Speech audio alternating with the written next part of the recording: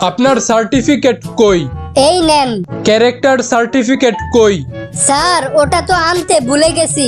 আচ্ছা, ওটা লাগবে না। আপনি এক কাজ করেন, আপনার মোবাইলের লক খুলে গ্যালারির ভিডিওগুলো দেখান। তোর চাকরির গোষ্ঠী কিলাই, লাগবে না আমার এমন চাকরি। বল্টু, আপনি কি জানেন আপনাকে কেন পুলিশ ধরে আনছে? না জজ সাহেব। মদ খাওয়ার জন্য। তাহলে দেরি করতেছেন কেন? নিয়ে আসেন, একসাথে খাই।